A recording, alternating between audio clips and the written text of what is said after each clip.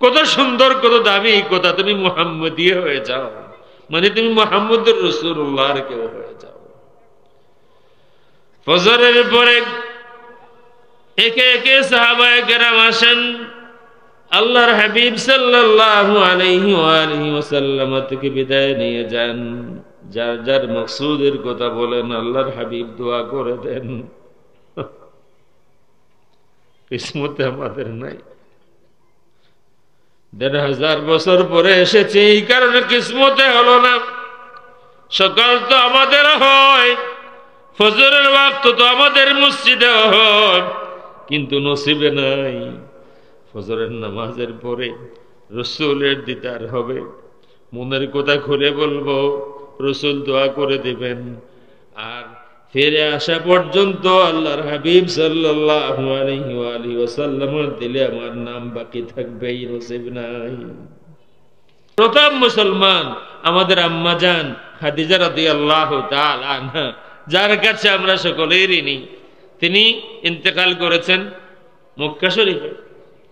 প্রথম শহীদ তিনিও আরেকজন মহিলা, সুমাইয়া রাদিয়াল্লাহু তাআলা আনহা, তিনিও শহীদ হয়েছেন মক্কা শরীফে। তাদেরকে কষ্ট দেওয়া হচ্ছে, আযাব দেওয়া হচ্ছে। মরুভূমিতে তাদের বুকের উপরে পাথর তুলে দিয়ে আল্লাহর হাবিব সাল্লাল্লাহু আলাইহি ওয়া আলিহি ওয়াসাল্লাম দেখতে যান, আর বলেন, সাবরান আলা ইয়াসির, সাবরান আলা ইয়াসির, হে ইয়াসিরের পরিবারের মানুষেরা সবর করো রে, আমি মুহাম্মদুর রাসূলুল্লাহ সাল্লাল্লাহু আলাইহি ওয়া আলিহি ওয়াসাল্লাম তোমাদেরকে ভুলি নাই, আজ ভুলি নাই, কালও ভুলবো না। ফাইন্না মাউইদাকুমুল জান্নাহ, সবর করো, তোমাদের সাথে আমি মুহাম্মদুর রাসূলুল্লাহ সাল্লাল্লাহু আলাইহি ওয়া আলিহি ওয়াসাল্লামের মুলাকাত হবে জান্নাতে। সুবহানাল্লাহ।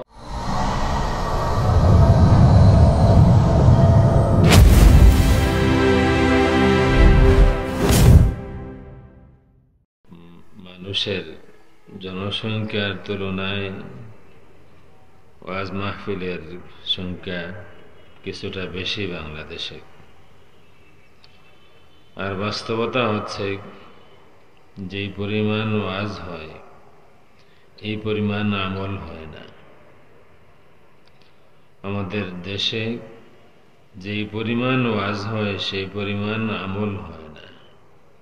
প্রতিদিন গ্রামে গ্রামে, শহরে শহরে কত মাহফিল হচ্ছে, বিভিন্ন মাদ্রাসা, মসজিদের, গ্রামের সমিতির, যুব সংঘ, শিশু সংঘ, এত মাহফিল হচ্ছে, মাহফিলের তুলনায় ফায়দা ততটুকু হচ্ছে না। এই মাহফিলের ওয়াজগুলি যদি আসলে আমাদের মনের কান দিয়ে আমরা শুনতাম, তাহলে ৫ ওয়াক্ত নামাজে কোনো মসজিদেই স্থান সংকুলান হতো না। যেভাবে জুমার নামাজ যেমন ফরজ, অন্য নামাজ যে আরো ৪ ওয়াক্ত নামাজ আছে, আসর, মাগরিব, এশা, ফজর, সেগুলিও তো ফরজ, ফরজে আইন। যদি আসলেই ওয়াজ আমরা শুনতাম মনের কান দিয়ে আর সেই অনুযায়ী আমল করতাম, তাইলে ৫ ওয়াক্ত নামাজে বাংলাদেশের কোনো মসজিদে স্থান সংকুলান হতো না। আমি জানি না আপনারা আমার সাথে একমত কিনা, কিন্তু আমি এটাই মনে করি। বহুদিন আগে আরব দেশে যখন ছিলাম, লেখাপড়া করি, ওই সময় সম্ভবত কোনো একটি নিউজ পেপারে পড়েছিলাম, মুসলমানদের বিরুদ্ধে কিছু পরিকল্পনা প্রকাশ করা হচ্ছে, কি কি করা হবে। তখন একজন সাংবাদিক প্রশ্ন করলো যে, এই যে পরিকল্পনা আপনি ফাঁস করে দিচ্ছেন, ইন পাবলিক বলে দিচ্ছেন, মুসলমানরা হুঁশিয়ার হয়ে যাবে। বললেন না, মুসলমানরা, অধিকাংশ মুসলমান বুঝবেই না, শুনবে না। আর কেউ যদি শুনে বুঝবে না, আর যদি বুঝে আমল করবে না। যতদিন পর্যন্ত জুমার নামাজে মসজিদে যেই পরিমাণ মুসল্লি হয়, যতদিন পর্যন্ত এই পরিমাণ মুসল্লি মুসলমানদের ফজরের নামাজে না হয়েছে, ততদিন আমাদের কোনো ভয় নাই। সুতরাং আল্লাহ রাব্বুল আলামিনের দরবারে আমরা আবদার করি, বিশেষ করে আমাদের যাদের দাড়ি সাদা হয়ে গিয়েছে, আমরা সকলেই বুঝি যে আমাদের সময় আর বেশি বাকি নাই। এই যুবক যারা আছেন, মনের সবটুকু দোয়া তাদের জন্য রইল। হ্যাঁ, একদিন আমরাও আপনাদের মতো যুবক ছিলাম। আজকে আমাদের মন চায় ফিরে যাই, মন চায় মায়ের কোলে ফিরে যাই, কিন্তু আর সম্ভব না। আল্লাহ রাব্বুল আলামিন আপনাদেরকে কামিয়াব করুন, আমিন। ওয়াজ মাহফিল করেছেন যেন এর উপরে আপনারা প্রতিষ্ঠিত থাকেন। ওয়াজ মাহফিল বিরোধী যত মাহফিল আছে, এমন কোনো মাহফিল আর করবেন না। এমন যেন না হয় যে আজকে ওয়াজ মাহফিল করলেন, 1 মাস 2 মাস পরে গানের মাহফিল করবেন। তাইলে বোঝা গেল যে আসলে এটা একটা ব্যবসা, অন্য চিন্তা। আল্লাহ রাব্বুল আলামিনের দরবারে আমরা দোয়া করি, আজকে আমাদের আশা বসা আল্লাহ কবুল করুন বলি আমিন। আমরা যারা বৃদ্ধ হয়ে গিয়েছে, দাড়ি সাদা হয়ে গিয়েছে, আমাদের মনে অনেক কথা উদয় হয়। আমরা অনেক সময় কিছু বলতে চাই আমাদের সন্তানদেরকে, কিন্তু বলার সুযোগ হয় না। ঠিক যেমন আমরা ব্যস্ত ছিলাম যুবক অবস্থায়, এখন তারা ব্যস্ত তাদের জিন্দেগি নিয়ে। আমাদের মনের কথাগুলি মনেই রয়ে যায়, সব কথা বলা হয় না। কোন একটি বয়ানে শুনেছিলাম, ইমাম আবু হানিফা রাহমাতুল্লাহি তাআলা আলাইহি দাড়ি সাদা হয়ে গিয়েছে, দাড়িতে হাত বুলিয়ে বলতেন, আল্লাহ আল্লাহ দেখো আমার দাড়ি সাদা হয়ে গিয়েছে। একজন সাদা দাড়িওয়ালা মুরব্বিকে কি মাফ করে দেয়া যায় না?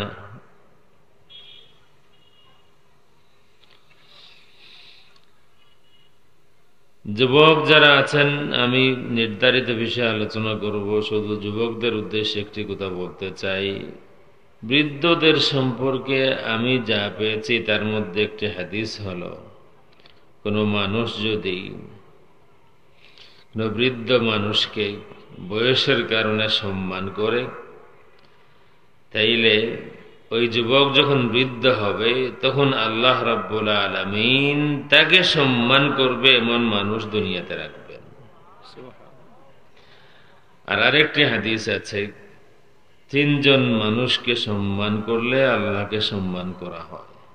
ইন্না মিন ইজলালিল্লাহি তাআলা ইকরামা যিশ শাইবাতিল মুসলিম।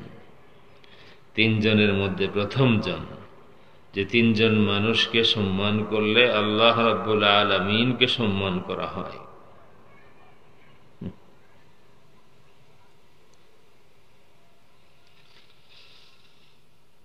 তার মধ্যে প্রথম জন সাদা দাড়িওয়ালা মুরব্বী মানুষ। কোন সাদা দাড়িওয়ালা মানুষকে সম্মান করলে মুরব্বীকে সম্মান করা হয়নি, বরং খুদ আল্লাহ রাব্বুল আলামিনকে সম্মান করা হয়েছে। আরেকজন মানুষ আছেন যারা আমাদের সমাজে প্রচুর পরিমাণে আছেন, গ্রামে গ্রামে বাড়িতে বাড়িতে আছেন, কিন্তু বাস্তবতা হচ্ছে তাদের সম্মান খুব একটা আমাদের কাছে নাই।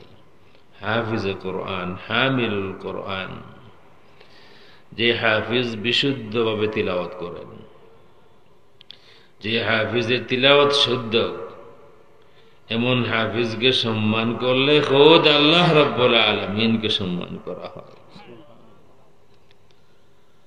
আর আরেকজন হচ্ছে ন্যায়পরায়ণ বাদশাহ, ন্যায়পরায়ণ চেয়ারম্যান, ন্যায়পরায়ণ মেম্বার, ন্যায়পরায়ণ মন্ত্রী, মিনিস্টার, প্রধানমন্ত্রী, প্রেসিডেন্ট, আল হাকিমুল মুকসিত, ন্যায়পরায়ণ শাসক।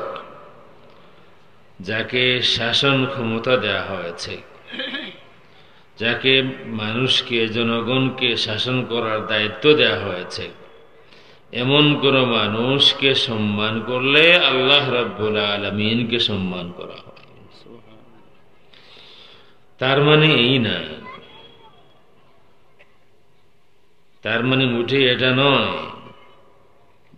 যে কেউ কোনোভাবে পদ পদবীর মালিক হয়ে গিয়েছেন, চেয়ারের মালিক হয়ে গিয়েছেন, এখন ইচ্ছা মতো তিনি শাসন করবেন আর তাকে সম্মান করলে আল্লাহকে সম্মান করা হবে, তা মুঠেই নয়।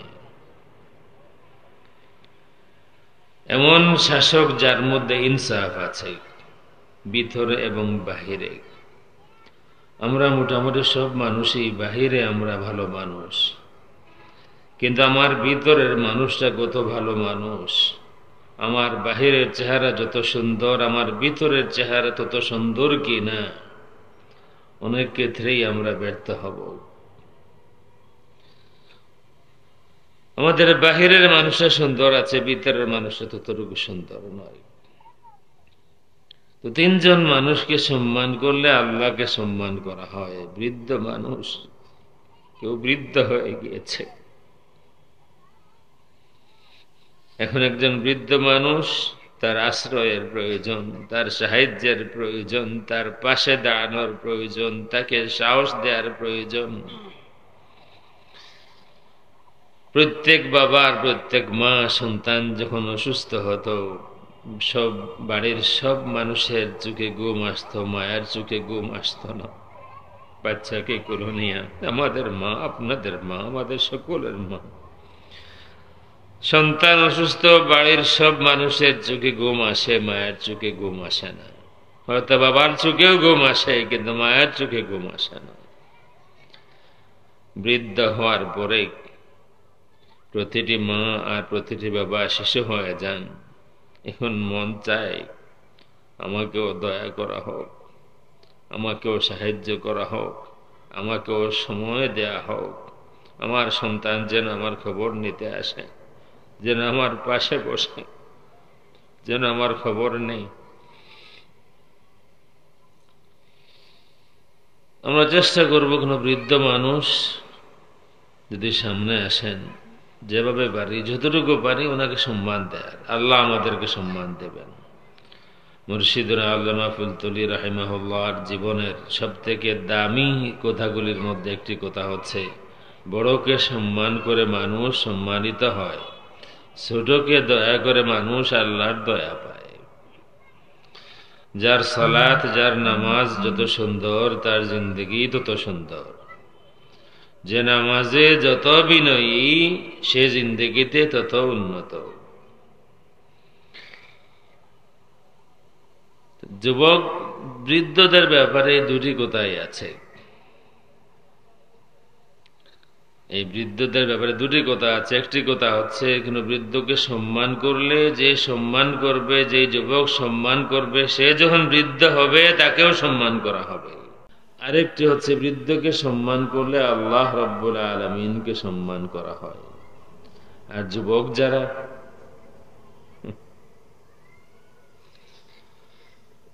আমার যুবক ভাই যারা শুনছেন আমার কথা, মনের গান দিয়ে শোনার চেষ্টা করবেন। এই সময়টা আপনাদের লাইফের এই পার্ট হচ্ছে গোল্ডেন লাইফ। এই পার্ট এর থেকে উন্নত মানের সময়, এর থেকে দামি সময় আর আসবে না। যেদিন চলে যাবে সেদিন আর আসবে না। একদিন আমার মতো আপনারও মন বলবে, হায় যদি যুবক হতে পারতাম, যদি আমার পিছনের জীবনে চলে যেতে পারতাম। হাদিস শরীফের মধ্যে আছে, আল্লাহর হাবিব সাল্লাল্লাহু আলাইহি ওয়া আলিহি ওয়াসাল্লাম বলেন, 7 সম্প্রদায়ের মানুষকে, 7 জন মানুষকে আল্লাহ রাব্বুল আলামিন হাশরের ময়দানে, যেদিন আরশের ছায়া ছাড়া আর কোনো ছায়া নাই, আল্লাহ রাব্বুল আলামিন ওই দিন 7 জন মানুষকে, 7 সম্প্রদায়ের মানুষকে ডেকে নিয়ে আল্লাহ রাব্বুল আলামিন আরশের ছায়ার নিচে জায়গা দিবেন। এই 7-এর একজন ওয়াশাবুন নাশা ফি ইবাদাতিল্লাহ, এমন একজন যুবক যা আল্লাহ রাব্বুল আলামিনের ইবাদতের মধ্যে লালিত পালিত হয়েছে,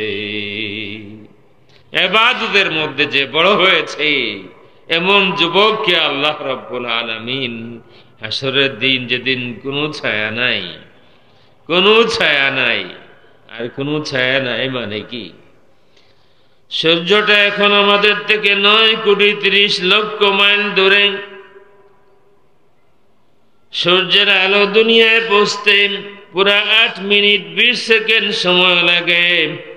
ওই দিন কিয়ামতের দিন হাসরের ময়দানে সূর্যটা আপনার মাথার, আমার মাথার মাত্র আধা হাত উপরে হবে, কোনো ছায়া থাকবে না, শুধুমাত্র আরশের ছায়া ছাড়া।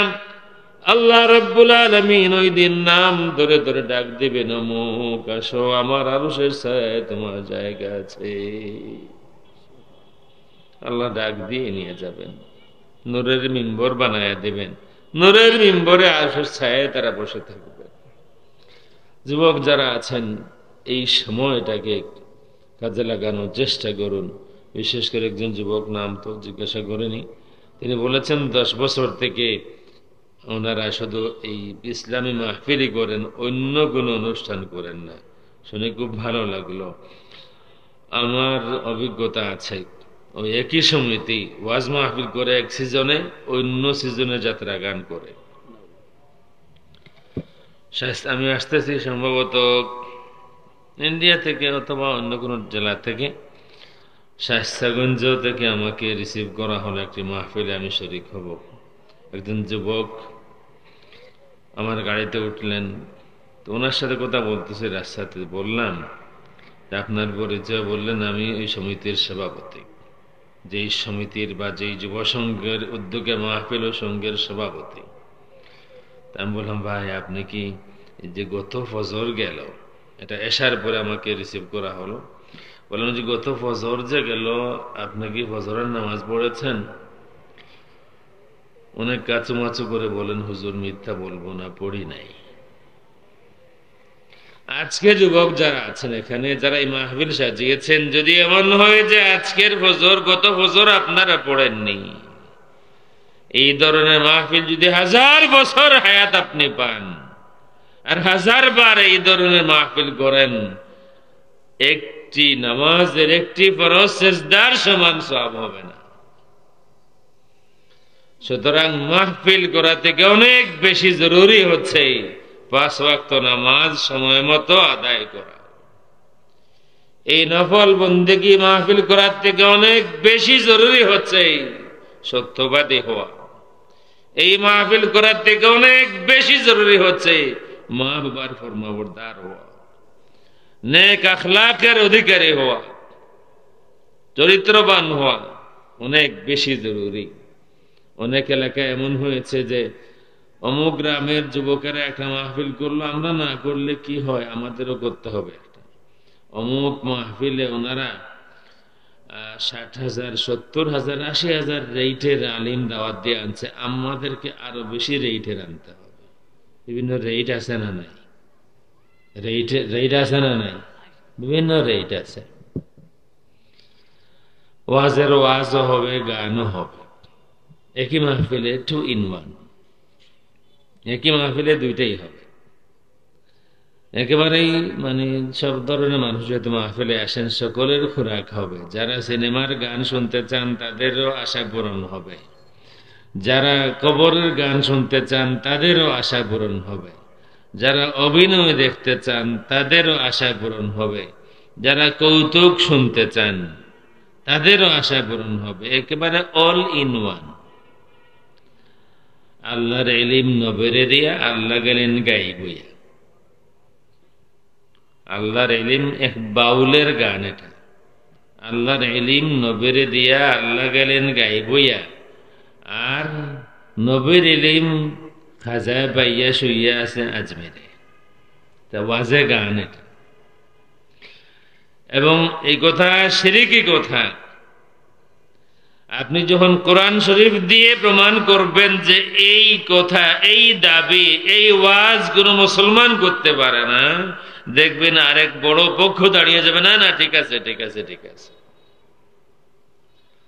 আমার সাথে এই ঘটলো।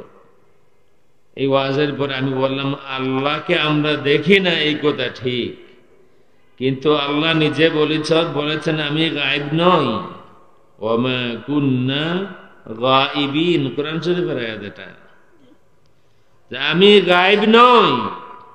আল্লাহর যত সিফতি নাম আছে, ওলামায়ে কেরাম হয়তো আশেপাশে আছেন, আল্লাহর যত সিফতি নাম আছে কোন নাম গায়েব নয়। আলিমুল গায়ব এটা আল্লাহর সিফতি নাম। আল্লাহ রাব্বুল আলামিন শাহিদ এটা আল্লাহর সিফতি নাম। গায়ব আল্লাহর কোন সিফতি নাম তো নয়। আল্লাহ রাব্বুল আলামিন আর পরিষ্কার বলেছেন, ওমা কুন্না গায়িবিন, আমি গায়েব হই না, আল্লাহ গায়েব হন না। কিন্তু এমন গানও এই 70-80 হাজার রেটের আলিম, আপনারাও দাওয়াত দেন, সিলেটেও দাওয়াত দিয়ে আনা হয়, এমন গান শুনিয়া দেবে। দাওয়াত পাওয়ার জন্য আগামী বছর যাতে আপনারা ওনাকে না বলেন, সুন্দর করে গান বলে দিবে। যদি নেকির মুনকির প্রশ্ন করেন কবরে, বলে দিব আমি দুনিয়াতে ছিলাম ফুলতলির লোক। এই গান গায় নাই সিলেটে? আমি তো আর ওই ছন্দ মিলিয়ে বলতে পারলাম না, মুখস্থ নাই, মানে এই ধরনেরই। নেকির মুনকির আসছে যদি প্রশ্ন করে কবরে, আমি বলবো দুনিয়ায় ছিলাম ফুলতলির লোক। ভণ্ডামির নাম ইসলাম নয়, ভণ্ডামিকে না বলতে হবে। ভণ্ডামি যেখানেই হোক, এই বাংলাদেশে দুই ধরনের ভণ্ড আছে। কিছু মানুষ ভণ্ডামি করে কোন মাজারে, আপনি মানেন বা না মানেন, কোন মাজারে কিছু লোক ভণ্ডামি করে, আর কিছু লোক ভণ্ডামি করে একই ছুরি দিয়া সবাইকে জবাই করে, মন্দির পাহারা দেয়, মন্দির পাহারা দেয়। বেশি দিন আগের কথা না, এই বাংলাদেশে এত উদার মনের মুসলমান মন্দির পাহারা দেয় আর মসজিদ জোর করে দখল করে, মাদ্রাসা দখল করে, মাজার ভাঙে। মাজারে যে অলি শুয়ে আছেন, ওনার কোনো দোষ আছে? উনি কি ভণ্ডামি করেন? ভণ্ডামি যারা করে তাদের সাথে ফাইট করো, সেগুলি বন্ধ হোক, আমরাও বলি। এই দুই ধরনের ভণ্ডামি আছে। যুবকদের উদ্দেশ্যে আমি যে কথাটা বলবো, আমি শেষ করতে চাই, আমার ভাই যারা, জীবনে আরেকবার আপনাদের সাথে আমার দেখা হবে আমি জানি না। আমার জীবনে এমন অনেকবার হয়েছে কারো সাথে আমার দেখা হয়েছে, বিদায়ের সময় আমরা দুইজনই বলেছি যে কার সাথে কার শেষ দেখা হয়ে যায় এখন সময় দোয়া করবেন ভাই। 1 বছর যায় নাই, এর আগে আমাদের কেউ বিদায় নিয়েছেন। বিশেষ করে আমার এক ভাই, আমি ওয়াশিংটন থেকে আসতেছি, বায়তুল মুকাররম মসজিদ, ফিলাডেলফিয়াতে একটি মসজিদ আছে বায়তুল মুকাররম নাম, এই মসজিদে জুমা পড়লাম। জুমা থেকে বের হয়ে কবির ভাই নাম, চট্টগ্রামের, ওনার সাথে দেখা। 1-2 মিনিটের কথা। বিদায়ের সময় আমি বললাম, কবির ভাই, ইয়াং মানুষ তিনি, আমার থেকে অনেক ইয়াং, কবির ভাই দোয়া করবেন, আগামীকাল আমার মক্কা মদিনা শরীফের সফর, কোন দিন কার সাথে শেষ দেখা হয়ে যায়। আমার শনিবার দিন ফ্লাইট ছিল, শুক্রবার দিবাগত রাত সম্ভবত মাগরিবের পরেই, জুমার পরে আলোচনা, মাগরিবের পরেই, আসরের পরে কল আসলো যে কবির ভাই হার্ট অ্যাটাক করে ইমার্জেন্সিতে। এসার পরে খবর আসলো নাই। রোববার জানাজা হলো, আমি ফ্লাইট ক্যান্সেল করে জানাজায় শরীক হলাম। আমার যুবক ভাই যারা আছেন, যারা শুনছেন, পরবর্তীতে শুনবেন, আপনার সাথে আমার জীবনে আর একবার দেখা হবে আমি জানি না, আপনিও জানেন না। আপনার যে মা জননী ঘরে আছেন, হয়তো কারো কারো আছেন, আপনার আব্বাজান ঘরে আছেন, আজকের দিন আগামী বছরও আসবে। আজকের 26শে ডিসেম্বর আগামী বছরও আসবে, এমন হতে পারে আপনি থাকবেন, আপনার মা থাকবেন না, আপনার বাবা থাকবেন না। এই কারণে যে কথাটা আমি বলবো, নিজের এই মূল্যবান জীবনকে নষ্ট করবেন না। চেষ্টা করবেন, আপ্রাণ চেষ্টা করবেন। আমরা তো অমুকের হতে চাই, আমরা তমুকের হতে চাই। এই অমুক তমুকের না হয়ে আসুন আমরা সকলেই মুহাম্মদুর রাসূলুল্লাহর কেউ হয়ে যাই। মদিনা শরীফে এক রাত 3টার সময় উহুদে জিয়ারতে গিয়েছি। যারা মদিনা শরীফে যান, আমি আপনাকে বলবো যে রাতের শেষ ভাগে যদি সুযোগ হয় উহুদে যাবেন। বিস্তারিত বলবো না, চেষ্টা করবেন মদিনা শরীফের সফরে রাতের শেষ ভাগে সাইয়্যিদনা হামজা রাদিয়াল্লাহু তাআলা আনহুর জিয়ারতে যাবেন। আমি জিয়ারত করে ফেরত আসতেছি, হঠাৎ একজনের সাথে আমার দেখা হলো। আমার অনুমান মতো উনি আহলে বাইতের কোন সাইয়্যিদ হবেন, ইয়াং মানুষ। নাম জিজ্ঞাসা করলেন, কোন দেশ থেকে এসেছ? আমেরিকা থেকে। আতর দিলেন, আর বিদায়ের সময় আমাকে কবিতার ছন্দে একটি নসিহত করলেন। আমি ওনার নাম সেই সময় বলেছেন, বাট আমি ভুলে গিয়েছি, আমি জানি না, কিন্তু ওনার কথাগুলি আমি ভুলিনি, আর আমার মনে হয় আমি ভুলতে পারবো এই কথাগুলি। আপনাদের দোয়া। আমার আরবিতে লেখা আমার কিতাবাদি 40-এর উপরে আছে, তার মধ্যে এই একটা আছে 800 পৃষ্ঠার একটা কিতাব, এটা মিলাদ শরীফ সম্পর্কিত, আল ইহতিফালু বিল মাউলিদ বাইনাল ইফরাতি ওয়াত তাফরিদ। এই কিতাবের ভূমিকাটাও আছে। বিদায়ের সময় বললেন, কুন মুহাম্মাদিয়ান আলামিয়ান মুবাশশিরা ওয়ালা তাকুন তাইফিয়ান মুতাআসসিবান মুনাফফিরা। ওই সময় এতটুকু ভাবতে পারেনি, কিন্তু মুখস্থ করে নিয়েছিলাম এই কথাটা। যত দিন যাচ্ছে আমার মনে হচ্ছে এই কবিতার ছন্দের গভীরতা অনেক অনেক গভীরে। কুন মুহাম্মাদিয়ান, হে আল্লাহর বান্দা, দুনিয়ার মানুষ একজন অন্যজনের হয়, তুমি আর কারো হওয়ার চেষ্টা করো না। কুন মুহাম্মাদিয়ান, তুমি মুহাম্মদুর রাসূলুল্লাহ সাল্লাল্লাহু আলাইহি ওয়া আলিহি ওয়াসাল্লাম আর কেউ হয়ে যাও, তুমি মুহাম্মাদি হও। মদিনা শরীফে ফজরের নামাজের পরে আল্লাহর হাবিব সাল্লাল্লাহু আলাইহি ওয়া আলিহি ওয়াসাল্লাম জায়নামাজে মুসাল্লায় বসে আছেন। সাহাবায়ে কেরাম আসেন, যার যার মকসুদের কথা বলেন। আল্লাহর হাবিব সাল্লাল্লাহু আলাইহি ওয়া আলিহি ওয়াসাল্লাম সবাইকে দোয়া করে দেন। বিদায় দেওয়ার সময় একটি কথা বলে দেন, মাশাআল্লাহু কানা ওয়া মা লাম ইয়াশা লাম ইয়াকুন। আমার সাহাবীরে যাও, তোমার মকসুদ, তোমার ব্যবসায় যাও, কিন্তু মনে রাখবা আল্লাহ রাব্বুল আলামিন যা চান তাই হবে। আল্লাহ রাব্বুল আলামিন যা চান না, যতই চেষ্টা করো তা তুমি পাবে না। প্রতিদিন ফজরের পরে আল্লাহ রসুল সাহাবায়ে কেরামের কথা শুনতেন, আর অনেককে এই কথা বলে বলে বিদায় দিতেন। একদিন ফজরের নামাজ শেষ হয়েছে, তাসবিহ তাহলিল শেষ হয়েছে। আমাদের আরেকটা বিষয় হলো, প্রতি নামাজের পরে তাসবিহ তাহলিল আসে না নাই? আসে না নাই? আমরা পড়ি, বলেন না আমরা পড়ি? আজকে মাগরিবের নামাজ আমরা মসজিদে মোটামুটি অনেকেই পড়েছি। আমরা কেউ কি পড়েছি? মুরব্বী 2-1 হয়তো পড়েছেন, বাট ইন জেনারেলি আমরা কেউ পড়ি নাই।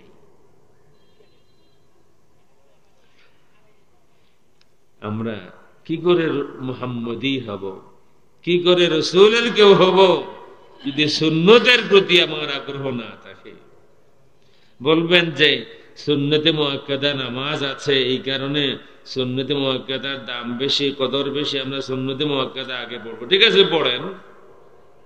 যদি এমনই হয় যে আপনি যে মাসআলা মানেন সেই মাসআলা হলো সুন্নতে মুআক্কাদা, যেহেতু কদর বেশি, নফল জিকির আজকার তাসবিহ তাহলিল থেকে আওরাত থেকে, তাইলে সুন্নতে মুআক্কাদা পড়েন, তারপরে বসে বসে তাসবিহ পড়ো। কিন্তু কেউ তো পড়ি না আমরা। এই যে শুধু সুবহানাল্লাহ সুবহানাল্লাহ, এই যে 33 33 33 বা 33 33 33 আর একবার লা ইলাহা ইল্লাল্লাহ ওয়াহদাহু লা শারীকা লাহু বা 33 33 34, এগুলো যদি প্রতি ফরজ নামাজের পরে পড়া হয়, প্রথমত সুন্নতের উপর আমল হলো, রাসূলের সাথে কানেকশন বাড়লো। ইয়া রাসূলুল্লাহ, আপনি নামাজের পরে পড়তেন, আমিও পড়লাম, সওয়াব হোক বা না হোক সেটা পরের বিষয়, আমি আমার রসুলকে অনুসরণ করব, রসুল পড়তেন আমিও পড়লাম। আর সওয়াব তো আছে। আল্লাহর হাবিব সাল্লাল্লাহু আলাইহি ওয়া আলিহি ওয়াসাল্লাম বলেছেন, বান্দার গুনাহ যদি সাগরের ফেনা পরিমাণ এত বিশাল হয়ে যায়, এত বেশি হয়ে যায়, এই তাসবিহর গুরুত্ব এত বেশি, জিন্দেগীর সমস্ত গুনাহ মাফ হয়ে যাবে এই তাসবিহ আদায় করলে। প্রতি ফরজ নামাজের পরে বাদাল মাকতুবা কেউ যদি আয়াতুল কুরসি পড়েন, তাহলে আল্লাহর হাবিব সাল্লাল্লাহু আলাইহি ওয়া আলিহি ওয়াসাল্লাম বলেন যে প্রতি ফরজ নামাজের পরে আয়াতুল কুরসি পড়ে, এই লোকটা জান্নাতে দাখিল হতে এতটুকু বাকি যে তার মওত হয় নাই, মওত হলে সাথে সাথে সে জান্নাতে। বলেন তো আমাদের পড়া উচিত কিনা? আমাদের গুনাহ আছে না নাই? আমাদের সকলের গুনাহ আছে না নাই? আছে। গুনাহ আমাদের সকলেরই আছে। এটা তো আল্লাহর দয়া যে আমার গুনাহের কারণে আমার চেহারা পরিবর্তন হয় নাই। আল্লাহর হাবিবের মায়ার কারণে, রাসূলের ইজ্জত আর আজমতে আল্লাহ রাব্বুল আলামিন আমাদেরকে এই দয়া করেছেন। নাফরমানের কারণে, বেঈমানের কারণে, গদ্দারির কারণে আমাদের সুন্দর চেহারা ময়লা হয়ে যায় না, মানুষের চেহারা পশুর চেহারা হয়ে যায় না। কিন্তু আগের জামানায় নাফরমানি করলে মানুষের চেহারা পরিবর্তন হয়ে যেত, ঠিক না বে ঠিক?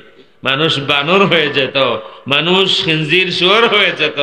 আমরা হচ্ছি না, আমরা মানুষই আছি, আমরা মানুষই আছি। এক লোক আমি দেখছি বাবার হত্যাকারী, সে তার বাবাকে হত্যা করেছে। এক লোক, সে তার বাবাকে হত্যা করেছে। কিছুদিনের মধ্যে তার চেহারা ময়লা কালো হয়ে গিয়েছে, কিন্তু পশুর চেহারা হয় নাই। সে মারা গিয়েছে, অনেক মানুষ তার জানাজায় শরীক হয়েছেন।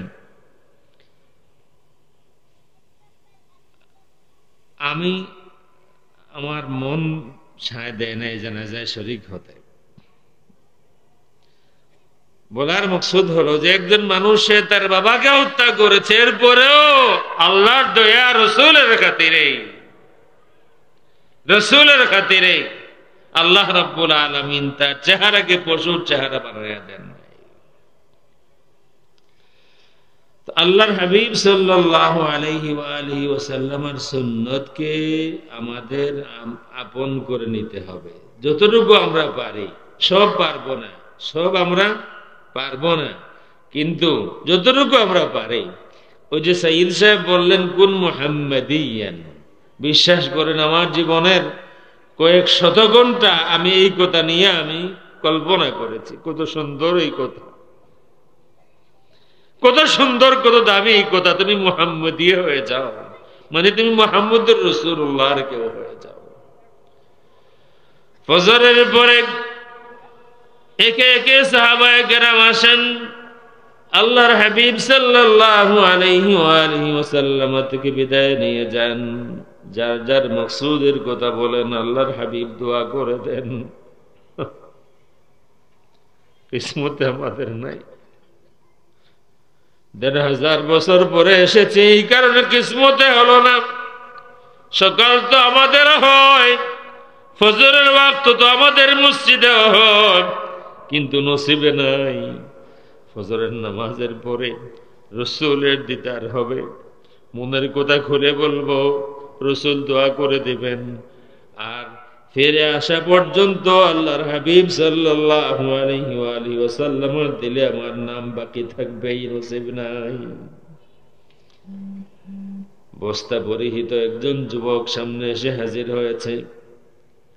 আল্লাহর হাবিব সাল্লাল্লাহু আলাইহি ওয়া আলিহি ওয়াসাল্লাম প্রশ্ন করেন, হে যুবক, তোমার নাম কি? যুবক জবাব দেন, আমার নাম আব্দুস শামস। আল্লাহর হাবিব সাল্লাল্লাহু আলাইহি ওয়া আলিহি ওয়াসাল্লাম বলেন, তোমার কে আছে? বলেন, আমার কেউ নাই, আমার সব ছিল, কিন্তু আমি আপনাকে মহব্বত করেছি, এই কারণে এখন আমার আর কেউ নাই। আমি এতিম, বাবা আগেই মারা গিয়েছেন। চাচার সম্পত্তিতে আমি ভাগ পেয়েছিলাম, চাচার পরিবারে বড় হয়েছি, লালিত পালিত হয়েছি। মা আমার সেখানেই। মানুষের মুখে মুখে শুনে আমি আপনাকে মহব্বত করে ফেলেছি। একবার আমার মনে আসলো, রাস্তার মানুষের কাছ থেকে যেই নবীর কথা বহুবার শুনেছি, আমি কেন নবীর খেদমতে হাজিরি দেব না? আবার মনে আসে, আমার চাচারে তো দয়া আমার জন্যে, আমি এতিম ছিলাম, আমার চাচা আমাকে লালন পালন করেছেন, সন্তানের মতো আদর করেছেন। চাচাকে না বলে যাওয়া ঠিক হবে না। চাচার দরবারে হাজির হয়ে বলেন, চাচা, মনের একটি কথা বলতে এসেছি আপনার কাছে। কি বল বাবা, যান। চাচা শুনেন, ওই মদিনা শরীফে একজন নবীর আগমন হয়েছে। ব্যবসায়ী কাফেলার পিছনে পিছনে হাঁটতে হাঁটতে আমি নবীর সম্পর্কে অনেক জেনেছি। ওনার উপরে কোরআন শরীফের যেই সব সূরা নাজিল হয়েছে, কয়েকটি সূরার কিছু কিছু আয়াত আমি মুখস্থ করে ফেলেছি। চাচা, ওই নবীর মহব্বত আমার অন্তরে ভর্তি, আমি আর সইতে পারি না, আর সহ্য হচ্ছে না। চাচা, আমি মুহাম্মদুর রাসূলুল্লাহ সাল্লাল্লাহু আলাইহি ওয়া আলিহি ওয়াসাল্লামের খেদমতে হাজির হতে চাই। চাচা, আপনাকে ছেড়ে যেতে চাই না। আপনি এত আদর দিয়েছেন, বাবা ছিলেন না, বাবার আদর মায়া আমাকে দিয়েছেন। চাচা, আপনিও চলুন, মাকেও সাথে নিয়ে যাই।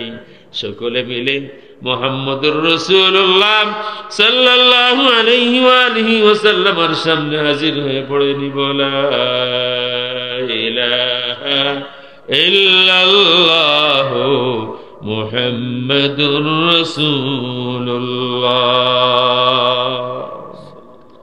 চাচা তো একেবারে অগ্নিশর্মা, এত সাহস তোমার!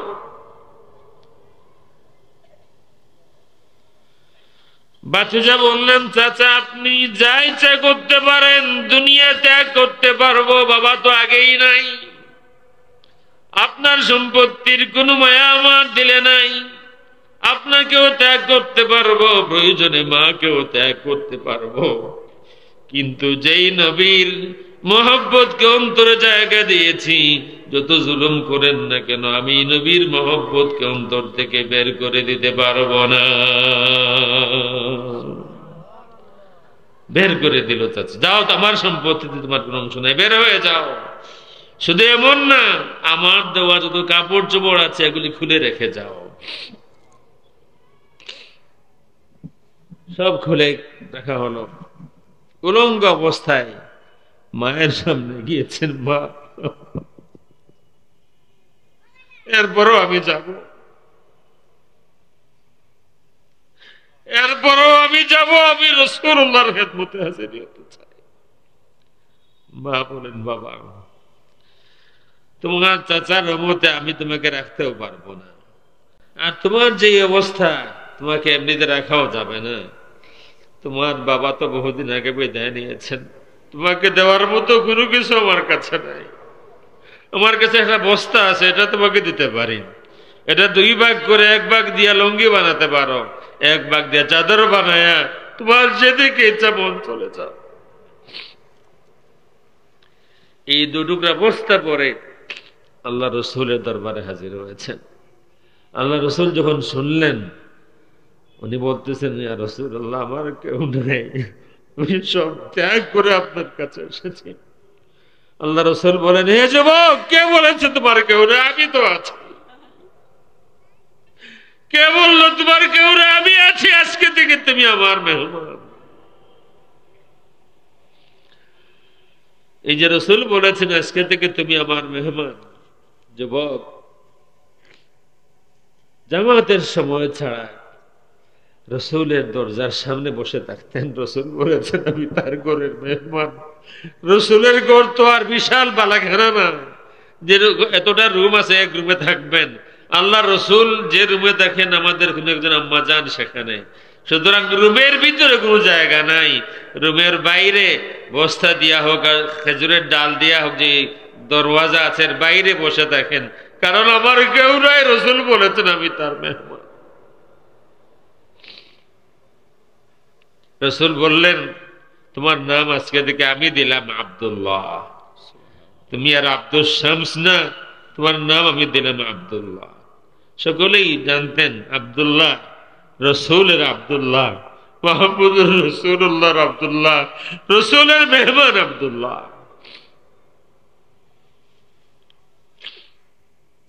এক যুদ্ধের সময় আল্লাহর হাবিব বলেন, আব্দুল্লাহ তুমি চলো আমার সাথে।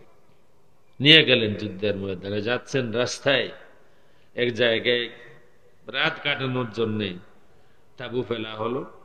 আল্লাহর হাবিব বলে দিলেন সবাই যার যার তাবুতে যাও, বিশ্রাম করো, আরাম করো ফজর পর্যন্ত বা শেষ রাত পর্যন্ত।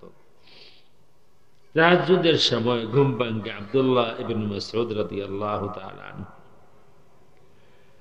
হঠাৎ দেখেন মাঠের এক কোনায় একটা বাতি জ্বলতেছে। ওনার মনে সন্দেহ হয় যে আর কোনো বাতি নাই, এই কোনায় বাতি, এটা সন্দেহজনক। তাড়াতাড়ি যান, যায় তিনি যা দেখেন তামাম জিন্দেগি আফসোস করতেন তিনি বলেন যে আমি যাইয়া দেখলাম এটা কবর খনন করা হয়েছে, কবরের ভিতরে দাঁড়িয়ে আছেন রাহমাতুল লিল আলামিন মুহাম্মদুর রাসূলুল্লাহ সাল্লাল্লাহু আলাইহি ওয়া আলিহি ওয়াসাল্লাম।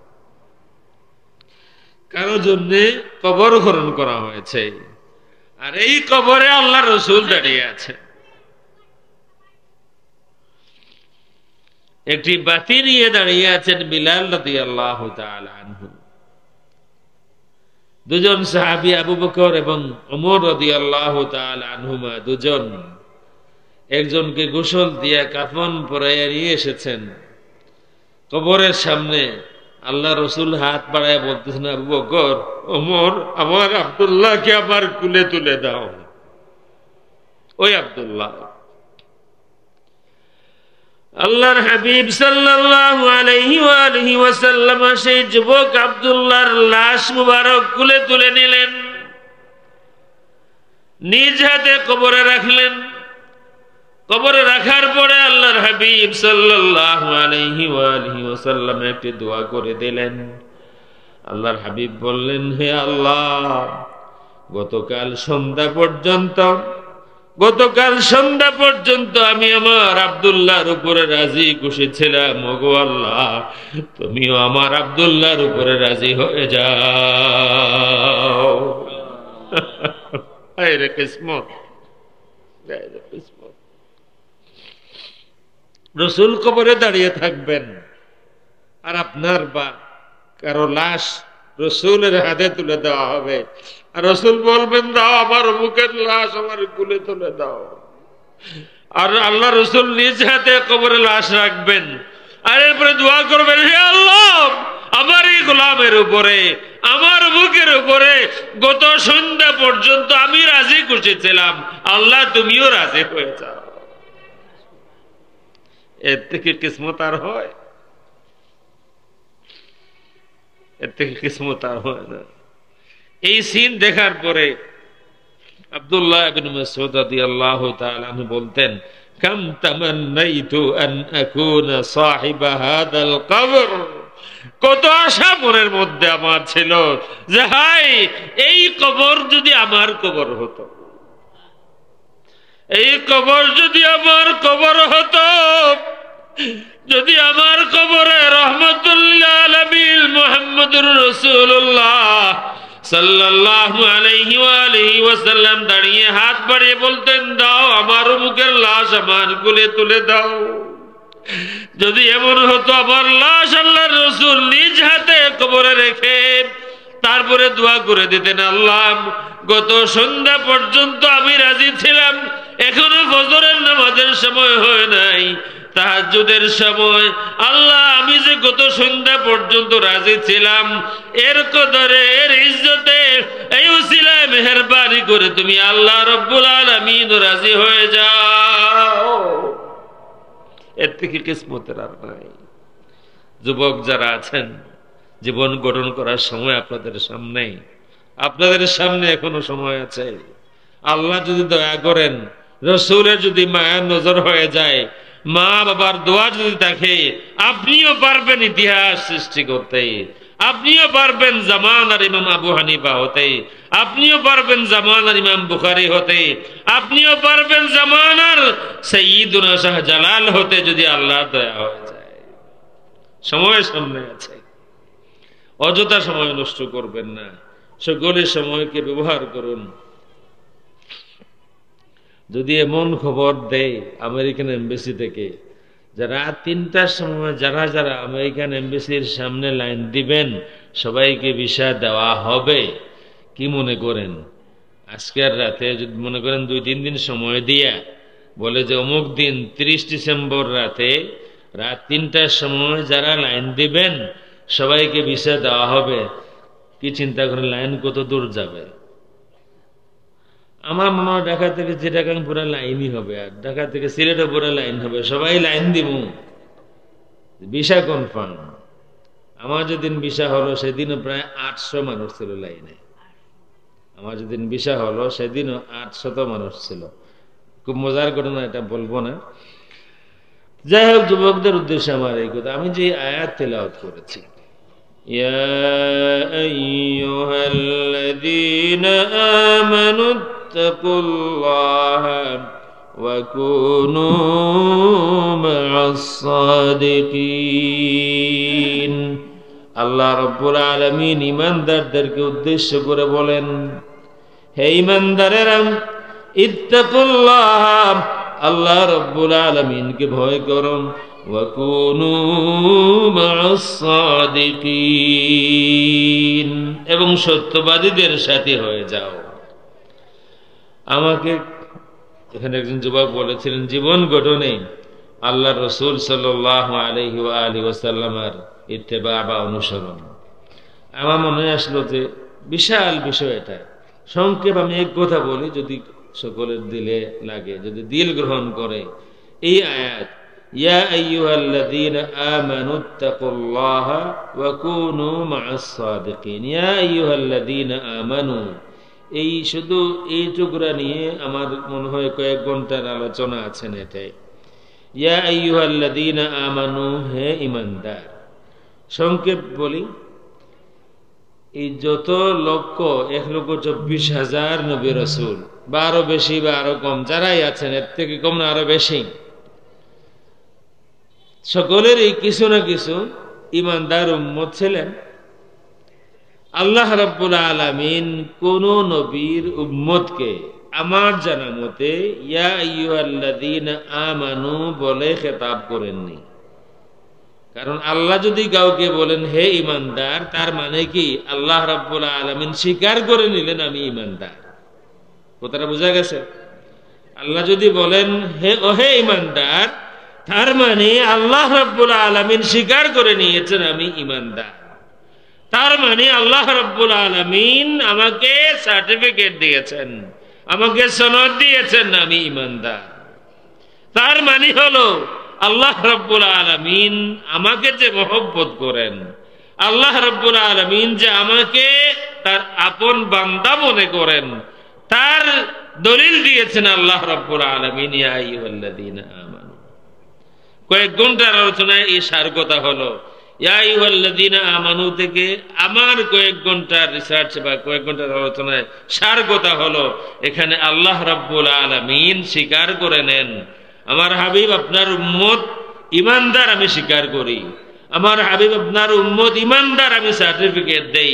আমার হাবিব আপনার উম্মতকে আমি ভালোবাসি, আমি মহব্বত করি, তার প্রমাণ আমি দেই।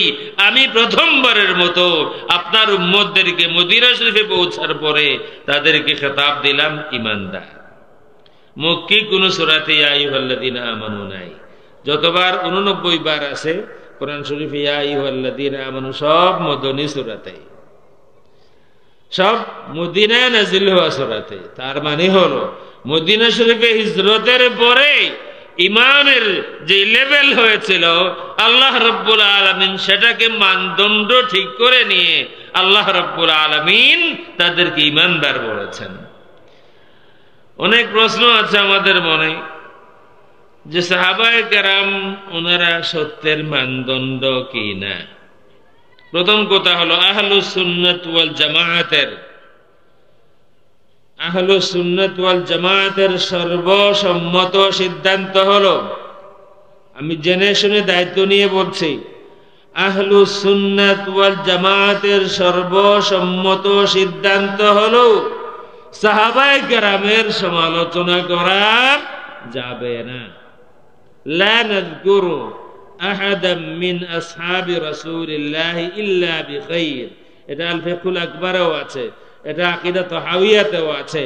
সুতরাং আহলুস সুন্নাত ওয়াল জামায়াতের সর্বসম্মত সিদ্ধান্ত হলো কোন সাহাবীর সমালোচনা করা যাবে না, আমরা করব না। তার মানে কি সাহাবায়ে কেরাম মাসুম নন, নিষ্পাপ নন, তারা আম্বিয়ায়ে কেরাম নন, তাদের আমরা সমালোচনা করব না। তাদের কোনো সিদ্ধান্ত নিয়ে আলোচনা সমালোচনার সুযোগ নাই সেটা আমি বলছি না, হয়তো আছে, কিন্তু আমার দায়িত্ব এটা নয়। আল্লাহ রাব্বুল আলামিন সাইয়্যিদুনা ওমর ইবনে আব্দুল আজিজ রাহমাতুল্লাহি তাআলা আলাইহি বলতেন, আল্লাহ রাব্বুল আলামিন আমার এই হাতকে হেফাজত করেছেন, আমার এই হাতে আল্লাহর রাসূলের কোন সাহাবীর ব্লাড স্পর্শ করে নাই। যদি সাহাবায়ে কেরামের সময় হলে, যেহেতু শেষ পর্যায়ে সাহাবায়ে কেরাম দুই দল হয়ে গিয়েছেন, যুদ্ধ হয়েছে, তো তিনি বলতেছেন যে আল্লাহ রাব্বুল আলামিন আমাকে এতটুকু দয়া করেছেন, আমার হাতে কোন সাহাবীর ব্লাড রক্ত স্পর্শ করে নাই। আমাদের উচিত নয় আমাদের জবানকে নাপাক করব তাদের গীবত করে। সুতরাং সাহাবায়ে কেরামের ব্যাপারে আহলুস সুন্নাত ওয়াল জামায়াতের সর্বসম্মত সিদ্ধান্ত হলো সমালোচনা করা যাবে না। কেউ যদি করেন এটা তার দায়িত্বে, তার পরিচয় তিনি করবেন। এটা আহলুস সুন্নাত ওয়াল জামায়াতের অন্তর্ভুক্ত কোনো মানুষ কোন সাহাবীর সমালোচনা করতে পারে না। আবার আল্লাহ রাব্বুল আলামিন, আমি যে বললাম সাহাবায়ে কেরাম তো মদিনা শরীফেও ছিলেন না? মদিনা শরীফে প্রথম মুসলমান যিনি, মক্কা শরীফে, সাহাবায়ে কেরাম মক্কা শরীফেও ছিলেন। প্রথম মুসলমান আমাদের আম্মা জান খাদিজা রাদিয়াল্লাহু তাআলা আনহা, যার কাছে আমরা সকলেই ঋণী, তিনি ইন্তেকাল করেছেন মক্কা শরীফে। প্রথম শহীদ তিনিও আরেকজন মহিলা, সুমাইয়া রাদিয়াল্লাহু তাআলা আনহা, তিনিও শহীদ হয়েছেন মক্কা শরীফে। তাদেরকে কষ্ট দেওয়া হচ্ছে, আযাব দেওয়া হচ্ছে, মরুভূমিতে তাদের বুকের উপরে পাথর তুলে দিয়ে আল্লাহর হাবিব সাল্লাল্লাহু আলাইহি ওয়াসাল্লাম দেখতে যান আর বলেন, সাবরান আলা ইয়াসির, সাবরান আলা ইয়াসির, হে ইয়াসিরের পরিবারের মানুষেরা সবর করো রে, আমি মুহাম্মদুর রাসূলুল্লাহ সাল্লাল্লাহু আলাইহি ওয়াসাল্লাম তোমাদেরকে ভুলি নাই, আজ ভুলি নাই, কালও ভুলবো না। ফাইন্না মাউইদাকুমুল জান্নাহ, সবর করো, তোমাদের সাথে আমি মুহাম্মদুর রাসূলুল্লাহ সাল্লাল্লাহু আলাইহি ওয়াসাল্লামের মুলাকাত হবে জান্নাতে। সুবহানাল্লাহ। জান্নাতের ঘোষণা দেন আগে আমাদের বাংলাদেশে ওয়াজ হয়, হাসরের দিন আল্লাহ রসুলের আমলনামা ওজন হবে, আমলনামা না, আল্লাহর রসুলের নেকি এবং গুনাহ ওজন হবে, আর আল্লাহ রসুল খুব পেরেশান থাকবেন, ফেলফেল করে তাকিয়ে থাকবেন। এটা ওয়াজ, ওয়াজ হয় বাংলাদেশে, এই ওয়াজ হয়। আফসোস হলো এই ওয়াজ এই বাংলাদেশে হয় যে আল্লাহ রসুল জানেন না, নিশ্চিত না জান্নাতে যাবেন না জাহান্নামে যাবেন। হাসরের দিন আমলনামা ওজন করে দেখা হবে, আর রাসূল খুব পেরেশান থাকবেন, ফেল করে তাকিয়ে থাকবেন। তার মানে কি বুঝাইতে চায়, তোমরা যে রাসূলের কাছে শাফাআতের আশা করো, উনারই তো খবর নাই কিয়ামতের দিন উনার আমলনামা ওজন হবে আগে। যদি কোনোভাবে নেক আমল কিছু বেশি হয়ে যায় তাইলে তিনি জান্নাতে যাবেন, আর যদি না হয়।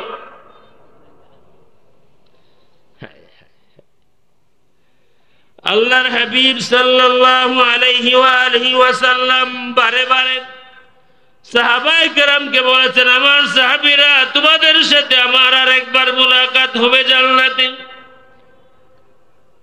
সুমাইয়া রাদিয়াল্লাহু তাআলা আনহা, তার স্বামী ইয়াসির রাদিয়াল্লাহু তাআলা আনহু, তাদের ছেলে আম্মার রাদিয়াল্লাহু তাআলা আনহু, তাদের পরিবারকে যখন আযাব দেয়া হচ্ছে, কষ্ট দেয়া হচ্ছে, জুলুম করা হচ্ছে, আল্লাহর হাবিব সাল্লাল্লাহু আলাইহি ওয়া আলিহি ওয়াসাল্লাম পাশ দিয়ে যান, তাদেরকে বেহেশতের সুসংবাদ দেন আর বলেন, সাবরান আলা ইয়াসির, হে ইয়াসিরের পরিবারের মানুষেরা সবর করো রে, ফাইন্না মাউইদাকুমুল জান্নাহ, তোমাদের সাথে আবার আমার মুলাকাত হবে আল্লাহর বানানো জান্নাতে। আল্লাহর হাবিব সাল্লাল্লাহু আলাইহি ওয়া আলিহি ওয়াসাল্লাম উহুদের ময়দানে উহুদের জিয়ারতে গিয়েছেন জীবনের শেষ বছর। আল্লাহর হাবিব জিন্দেগীর শেষ বছর বারবার বিদায়ের কথা বলতেন। মুআয বিন জাবাল রাদিয়াল্লাহু তাআলা আনহুকে বিদায় দিচ্ছেন, ইয়েমেন যাবেন। আল্লাহর হাবিব সাল্লাল্লাহু আলাইহি ওয়া আলিহি ওয়াসাল্লাম তাকে নিয়ে গেলেন সানিয়াতুল ওয়াদা পর্যন্ত। সাধারণ নিয়ম সানিয়াতুল ওয়াদাতে আল্লাহর রাসূল বিদায় দিয়ে দেন, অথবা সেখানে যাওয়ার পরে কাউকে ইস্তেকবাল করেন, ওয়েলকাম করেন, বাইরের থেকে কেউ আসতেছেন, আল্লাহর হাবিব সানিয়াতুল ওয়াদা থেকে যাই আগায়া নিয়ে আসেন। আল্লাহর হাবিবের কোন সাহাবী, কোন দায়িত্বশীল সাহাবী কোথাও যাবেন, আল্লাহর হাবিব তাকে নিয়ে সানিয়াতুল ওয়াদাতে যান, সেখানে বিদায় দেন। আল্লাহর হাবিব সাল্লাল্লাহু আলাইহি ওয়া আলিহি ওয়াসাল্লাম মুআয বিন জাবাল রাদিয়াল্লাহু তাআলা আনহুকে বলেন, মুআয বিসমিল্লাহ, যাও, রওনা হয়ে যাও। মুআয বিন জাবাল রাদিয়াল্লাহু তাআলা আনহু উটের উপরে সওয়ার হয়ে যান, উট চলতে শুরু করে। অন্যান্য সময় কাউকে বিদায় দিলেন, আল্লাহর হাবিব দাঁড়িয়ে থাকেন, সাহাবীরা চলে যান দূর দূর পর্যন্ত, আল্লাহর হাবিব নজর করে থাকেন। কিন্তু এই দিন আল্লাহর হাবিব দাঁড়িয়ে রইলেন না। মুআয বিন জাবালের উট হাঁটতে শুরু করে, পাশে পাশে আল্লাহর হাবিব সাল্লাল্লাহু আলাইহি ওয়া আলিহি ওয়াসাল্লাম হাঁটতে শুরু করেন। মুআয বিন জাবালের দিকে নজর করে বলেন, হে মুআয, যাও, তোমাকে আল্লাহর হাওলা করে দিলাম। মুআয, হয়তো এমন হবে তুমি যখন ফেরত আসবে আমার সাথে তোমার আর মুলাকাত হবে না রে মুআয। আবার যখন ফেরত আসবে তুমি আমার কবর আর আমার মসজিদের পাশ দিয়ে অতিক্রম করবে। এই কথা শোনার পর মুআয বিন জাবাল কান্নায় ভেঙে পড়েন। আল্লাহর হাবিব সাল্লাল্লাহু আলাইহি ওয়া আলিহি ওয়াসাল্লামের চোখেও পানি চলে আসে। আল্লাহর হাবিব মদিনা শরীফের দিকে নজর করেন, মুখ ফিরাই আনেন আর বলেন, মুআয, মানুষ মনে করে যারা আমার কাছে তারাই শুধু আমার কাছে, তা না, অনেক মানুষ বহু দূরে থাকবে কিন্তু হাসরের ময়দানে সে আমার কাছে থাকবে। সে এখন দূরে, হাসরের ময়দানে সে আমার করিব হবে। বিদায়ের কথা বলতেন। উহুদে জিয়ারতে গিয়েছেন, জিয়ারতের অবস্থা দেখার পরে সাহাবী, মুসলিম শরীফের হাদিস, সাহাবী বলতেছেন যে কাল মুওয়াদ্দি'i লিল আহইয়া'i ওয়াল আমওয়াত, আল্লাহ রাসূল এমন জিয়ারত করলেন মনে হলো আল্লাহর রাসূল, আমরা যারা আছি, রাসূলের সাহাবায়ে কেরাম যারা আছেন, রাসূলের উম্মত যারা আছেন, জিন্দা এবং মুর্দা সবাইকে আল্লাহ রাসূল বিদায় জানাচ্ছেন। আর এরপরে মিম্বরে খুতবা দিলেন যে তোমাদের সাথে, মুসলিম শরীফের হাদিস, বুখারীতেও আছে, তোমাদের সাথে আবার আমার মুলাকাত হবে হাউজে কাউসারে। আর আমাদেরকে ওয়াজ শুনতে হয়, রাসূল তার নিজের খবরই জানেন না। কিয়ামতের দিন ফেল করে থাকবেন, আমলনামা ওজন করে সিদ্ধান্ত হবে। কোন নবীর আমলনামা ওজন হবে না, কোন, এটা আমাদের আকীদার কথা বলছি, কোন নবীর আমলনামা ওজন হবে না, কোন নবীকে কবরে সওয়াল জবাব করা হবে না। তারা কবরে সওয়াল জবাবের ঊর্ধ্বে, তাদের আমলনামা ওজন হবে তার ঊর্ধ্বে আম্বিয়ায়ে কেরাম, সাহাবায়ে কেরাম। তারা মাসুম নন, আমরা তাদের সমালোচনা করব না। আল্লাহ রাব্বুল আলামিন তো ইচ্ছা করলে সাহাবায়ে কেরামকে এই খেতাব, এই সনদ দিতে পারতেন মক্কা শরীফেই। কারণ প্রথম মুসলমান খাদিজা রাদিয়াল্লাহু তাআলা আনহা মক্কা শরীফে, প্রথম শহীদ সুমাইয়া রাদিয়াল্লাহু তাআলা আনহা মক্কা শরীফে, প্রথম যুবকদের মধ্যে প্রথম মুসলমান আলী রাদিয়াল্লাহু তাআলা আনহু মক্কা শরীফে, যুবকদের মানে বৃদ্ধদের মধ্যে বয়স্কদের মধ্যে প্রথম মুসলমান আবু বকর সিদ্দিক রাদিয়াল্লাহু তাআলা আনহু মক্কা শরীফে মুসলমান হলেন, ওমর মক্কা শরীফে মুসলমান হলেন, ওসমান মক্কা শরীফে মুসলমান হলেন। মক্কা শরীফেই তো মেজরিটি সাহাবায়ে কেরাম যারা মশহুর তারা মুসলমান হলেন। আল্লাহ রাব্বুল আলামিন তাদেরকে মক্কায় থাকা অবস্থায় এই সনদ দিতে পারতেন, দিলেন না, দিলেন মদিনা শরীফে যাওয়ার পরে। তার মানে কি আল্লাহ রাব্বুল আলামিন বুঝাইয়া দিলেন ঈমানের মানদণ্ডের প্রয়োজন। দুনিয়ার মানুষ তোমাদের একটি মানদণ্ডের প্রয়োজন, তোমাদের একটি এক্সাম্পলের প্রয়োজন। কার মতো ঈমানদার তোমরা হবে? আমি আল্লাহ রাব্বুল আলামিন আমার হাবিবের সাহাবায়ে কেরামকে ঈমানের সনদ দিয়া মানদণ্ড ঠিক করে দিলাম। ওয়াইযা কিলা লাহুম আমিনু কামা আমানান নাস, ঈমানের মানদণ্ড আমার হাবিবের সাহাবায়ে কেরাম। সুতরাং সাহাবায়ে কেরাম সত্যের মাপকাঠি, এই কথা মানতে আর কোনো দ্বিধা হওয়ার কোনো কথা মানা যায় না, ঠিক না বে ঠিক? আমরা কি এমন মুরব্বিয়ানা আমরা পেয়েছি যে সাহাবায়ে কেরামের বিচার করব, এইটা ঠিক করছেন সেইটা ঠিক করছেন? ইয়া আইয়ুহাল্লাযীনা আমানু, হে ঈমানদারেরা, ইত্তাকুল্লাহা, আল্লাহ রাব্বুল আলামিনকে ভয় করো, ওয়া কুনু মা'আস সাদিকিন, আর সত্যবাদীদের সাথী হয়ে যাও। যত সমস্যা আমাদের আছে, আপনি যেই হন, আপনি বাবা হন, আপনি ছেলে হন, আপনি মা হন, আপনি মেয়ে হন, আপনি মসজিদের ইমাম হন, মুয়াজ্জিন হন, মুসল্লি হন, যেই হন না কেন, আপনি সমাজের chairman, member, minister, prime minister, president, যেই হন না কেন, দরবেশ থেকে নিয়ে যা হওয়া যায়, যেই হন না কেন, এই দুই কোয়ালিটি যদি আপনার মধ্যে না থাকে, আপনার তাহাজ্জুদ যত 70 রাকাত না 80 রাকাত যাই হয় না কেন, এই দুই কোয়ালিটি ছাড়া আপনি প্রকৃত ঈমানদার হতে পারবেন না। মনে রাখবেন এই কথা, বুটের রাত মনে রাখবেন। আল্লাহ বলেছেন ইত্তাকুল্লাহা ওয়া কুনু মা'আস সাদিকিন। আমার কথা বুঝতে পারতেছেন? নির্বাচন আসবেন আগামীতে, মনে রাখবেন আল্লাহ বলে দিয়েছেন না, ওই দিন বলবেন না এগুলা বাদ, এখন আমার ইচ্ছা মতো অমুকের চরিত্রটা এর মতো পবিত্র। আসলে ভালো করেই জানেন এটা চরিত্র পবিত্র না, ভালো করেই জানেন। যাদেরকে আমরা নির্বাচিত করি আমরা তাদেরকে জানি না, আমাদের সমাজের মানুষই তো। সুতরাং যে ভুল আমরা এত বছর করে এসেছি এই ভুল করব না। সৎ মানুষকে ভোট দিবেন, সে যেই হোক, যদি আপনার দলের নাও হয়, যদি সে আপনার দুশমনও হয়, আর সৎ হয়, আল্লাহওয়ালা হয়, পরহেজগার হয়, তাকে ভোট দিবেন, তাকে নির্বাচিত করবেন। ইনশাআল্লাহ আপনি এত ঠকবেন না। আর এমন যদি হয় তাহাজ্জুদের সময় বিসমিল্লাহ করে ভোট দিবেন আপনি, তাইলে এরপরে যা হয়েছে তাই হবে।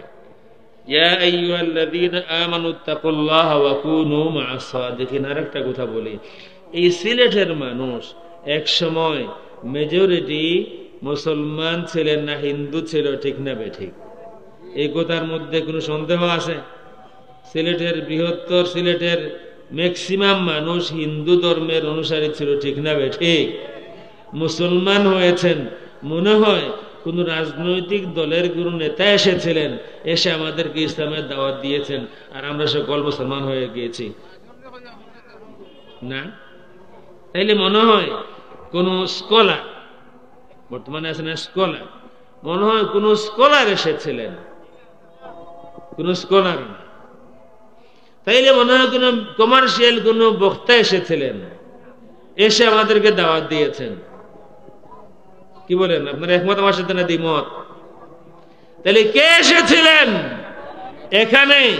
এখানে একটু আগে আমার চোখের পানি এসেছে, এখানে কবিতা ওই যে নাশিদ বললেন, আমরা মদিনা শরীফ যেতে চাই, সকলেই চাই কি চাই না? আমরা সকলেই চাই। যারা একবারও যেতে পারেনি, আল্লাহ আমাদেরকে একবার নাও, চাই কি চাই না। যাদেরকে একবার এই স্পৃহা, এই আগ্রহ কমে না, যারা একবার গিয়েছি বারবার যেতে চাই, ঠিক কিনা। রসুলের সন্তান, রসুলের খানদান সাইয়্যিদুনা শাহজালাল মুজাদ্দিদ এমনি রাহমাতুল্লাহি তাআলা আলাইহি, তিনি মদিনা শরীফ থেকে, তারা মদিনা শরীফ থেকে ইয়েমেন যান, ইয়েমেন থেকে বাংলাদেশে আসেন। তাদের মনে কি এই আগুন ছিল না যে আমরা মদিনা শরীফে থাকবো? তারা কি হাদিস জানতেন না? আল্লাহর হাবিব বলেছিলেন, মান মাতা বিআহাদিল হারামাইনি বাআতাহুল্লাহু মিনাল আমিনিনা ইয়াউমাল কিয়ামা। যে হারামান শরীফাইনের কোন এক হারামে, মক্কা শরীফ বা মদিনা শরীফে যে মারা যায়, আল্লাহ রাব্বুল আলামিন তাকে নিরাপত্তা দিয়ে হাসরের দিন উঠাবেন। এই হাদিস কি সাইয়্যিদুনা শাহজালাল জানতেন না? ভালো করেই জানতেন। কিন্তু এরপরও মদিনা শরীফে তাদের কাছে এটা ছিল, মদিনা শরীফে মৃত্যুবরণ করা অবশ্যই ভাগ্যের বিষয়, কিন্তু রসুলের উম্মত বাড়ানো এটা আরো বড় ভাগ্যের বিষয়। এই কারণ পরিবার দেশকে সব ত্যাগ করে এক সুফি, এক বুজুর্গ একজন মানুষ আরো সঙ্গী সাথে নিয়ে বাংলাদেশে আসেন। এই দেশের ভাষা বুঝেন না, এই দেশের মানুষের সাথে কোনো পরিচয় নেই, কিন্তু সব ত্যাগ করে এই দেশে আসেন। আপনারা যদি ইবনে বতুতার সফরনামা পড়েন, কবরের মধ্যে থাকতেন, একটা গাভী ছিল, গরুর গাভী, তারা দুধ পান করতেন শুধু, আর সারা বছর রোজা রাখতেন। সাইয়্যিদুনা শাহজালাল মুজাদ্দিদ এমনি রাহমাতুল্লাহি তাআলা আলাইহি রাজনীতি করতে আসেননি, মেম্বার চেয়ারম্যান হতে আসেননি, মন্ত্রী মিনিস্টার হতে আসেননি। তিনি এসেছেন রাহমাতুল লিল আলামিনের উম্মত বাড়াতে, ঠিক না বেঠিক? সুতরাং ওই দিন এই আয়াত যদি ওই দিন পড়তেন বুরহানুদ্দিন রাহমাতুল্লাহি তাআলা, তাইলে তিনি এই কথাই বলতেন, ইয়া আইয়ুহাল্লাযীনা আমানুত্তাকুল্লাহা ওয়া কুনু মা'আস সাদিকিন। সত্যবাদীদের সাথী হও। সাইয়্যিদুনা শাহজালাল মুজাদ্দিদ এমনি রাসূলের খানদান, রাসূলের সন্তান, এতে সত্যবাদী আর কেউ এই সময় নাই। তার সাথী হয়ে সকলে মুসলমান হয়ে যাও। সুতরাং আপনি আপনার বিবেক আল্লাহ দিয়েছেন, আপনি সব বুঝেন, এটা কেন বুঝবেন না? আপনি যখন সিদ্ধান্ত নেবেন খেয়াল রাখবেন আপনার প্রতিটি সিদ্ধান্তের পিছনে আপনার দায়িত্ববোধ থাকা উচিত। কিয়ামতের দিন জবাব আপনাকেও দিতে হবে। আল-ইয়াওমা নাখতিমু আলা আফওয়াহিহিম ওয়া তুকাল্লিমুনা আইদিহিম ওয়া তাশহাদু আরজুলুহুম বিমা কানু ইয়াকসিবুন। নাখতিমু আলা আফওয়াহিহিম, জবান সিল করে দেওয়া হবে। তুকাল্লিমুনা আইদিহিম, হাত কথা বলবে, হাত দিয়ে যা আপনি করবেন সব হাত সাক্ষী দিবে। ওয়া তাশহাদু আরজুলুহুম, পা সাক্ষী দিবে। সুতরাং গোপন করার কোনো সুযোগ নেই। শুধু এই কথাটা মনে রাখবেন, বৃদ্ধ যুবক আমরা যারাই আছি আল্লাহকে ভয় করব আর সত্যবাদীদের সাথী হব। আল্লাহ রাব্বুল আলামিন কবুল করুন, আমিন। আমাদের মধ্যে আরেকটা বিষয় আছে, কারো সাথে যদি আমাদের একটু লাগে, মনের অমিল হয়, তাইলে আমরা তাকে ত্যাগ করি, বহিষ্কার করব, না হয় কাফের ফতোয়া দিব। আছে না? আমরা দেই না, সিলেটে এটা নাই অবশ্য। সিলেটের বাইরে থেকে যদি আমদানি করেন স্কলার, তাইলে দেখবেন বলবে অমুক কাফের, তমুক কাফের। যদি অমুক দলের কেউ মারা যায় আর তাকে যদি কবর দেওয়া হয়, আর তার কবর যদি ঘাস ওঠে, এই ঘাস যদি কোনো গরুর গাভী খায়, আর ওই গাভী যদি দুধ দেয়, সেই দুধ যদি কেউ খায়, তাহলে সেও কাফের। বহু ফতোয়া আছে। দেওবন্দের ওলামা হযরত যারা আছেন, তাদের সাথে আমাদের দুই একটা মাসআলায় ইখতিলাফ আছে। আমি শাইখে কোরিয়া শেখ আব্দুল করিম রহমতুল্লাহ আলাইহির আপন বাগিনা, আমার নানা। আমরা নানার কথা স্মরণ করি বেশি, কারণ আমাদের সাথে মিলে সাইয়্যিদনা আব্বাস আলী রহমতুল্লাহ তাআলা আলাইহি। সুতরাং আমরা ভালো করে সব লাইন জানি। পরিচয় কেন দিলাম? দুই লাইনই ভালো করে জানি। আমরা কিন্তু কাউকে কাফির বলি না, কিছু মাসালে ইখতিলাফ থাকতে পারে, কিন্তু আমরা কাফির বলি না। আমার এই কথাটা মনে রাখবেন, সত্যবাদীদের সাথী হও। মানুষকে কাফির বানাইবার জন্য আমাদেরকে দায়িত্ব দেওয়া হয়নি। পারলে মানুষকে মুসলমান বানাও, পারলে কাউকে মুসলমান বানাও। কুন মুহাম্মাদিয়ান আলামিয়ান মুবাশশিরা, মুহাম্মাদি হও, সার্বজনীন হও, ওয়েলকামিং হও। তোমার ব্যবহার, তোমার আচার আচরণ, চলাফেরায় মানুষকে ইসলামের দিকে আহ্বান করো। তুমি মুবাশশির হও, মুনাফির না। মুনাফির হইও না। আমার ব্যবহার দেখে, আমার চলাফেরা দেখে যেন নফরত সৃষ্টি না হয় সমাজে। আমার কথা বুঝতে পারতেছেন? আমার ব্যবহার, আমার ওয়াজ, আমার চলাফেরা, আমার ইমামতি, আমার সভাপতিগিরি, আমার চেয়ারম্যানশিপ, এগুলা যেন সমাজে নফরত না ছড়ায়, আমার জিন্দেগি যেন সমাজে মহব্বত ছড়ায়। আল্লাহর হাবিব সাল্লাল্লাহু আলাইহি ওয়াসাল্লাম মহব্বত ছড়াতে এসেছিলেন, নফরত ছড়াতে নয়। এই কারণে বলতেন বাশিরু ওয়ালা তুনাফিরু ওয়ালা তাকুন তাইফিয়ান মুতাআসসিবান মুনাফিরা। বিশেষ কোন দলের হইও না, সাম্প্রদায়িক হইও না, আর নফরত বলা হইও না। আমরা আমাদের সকলের কিছু না কিছু দল আছে, কিন্তু আমাদের সবার, এই কথাটা বলে প্রশ্ন উত্তর আমি দেব, আমাদের সকলের কমিটমেন্ট হওয়া উচিত, এই দেশের সাথে আমাদের একটি এগ্রিমেন্ট হওয়া উচিত, কমিটমেন্ট হওয়া উচিত। হ্যাঁ, আমি দল করবো একটি পর্যায় পর্যন্ত, যখন দেশের স্বার্থের প্রশ্ন আসবে আমি দলের নই, আমি দেশের। যখন দেশের প্রশ্ন আসবে, দেশের স্বার্থের প্রশ্ন আসবে, তখন আমি দেশের স্বার্থকে বাদ দিয়ে দলের স্বার্থ দেখব না। দেশের স্বার্থে সব দলের মানুষ, সব মতের মানুষ, টুপি, সব ধরনের টুপিওয়ালা মানুষ আমরা যারা আছি, দেশের স্বার্থে সব আমরা এক, ঠিক না বেটে? আপনি দেওবন্দি হন, আপনি অন্য কোন সিলসিলার হন, যেই হই না কেন, আমরা আমাদের মধ্যে মতে বিরোধ আছে, হ্যাঁ আছে। আমরা কেউ মিলাদ পড়ি, কেউ মিলাদ পড়ি না, কেউ বসে বসে সালাম দেই, কেউ দাঁড়িয়ে সালাম দেই। এই সব তফাৎ আমাদের মধ্যে ছিল, আছে, থাকবে। আমাদের মধ্যে ধর্মেরও তফাৎ আছে। আমরা কেউ ইসলাম ধর্ম মানি, কিন্তু কেউ অন্য ধর্ম মানি, কিন্তু আমরা সকলেই এই দেশের নাগরিক। যখন দেশের প্রশ্ন আসবে, দেশ রক্ষার প্রশ্ন আসবে, তখন আমরা সবাই দেশের দলের না।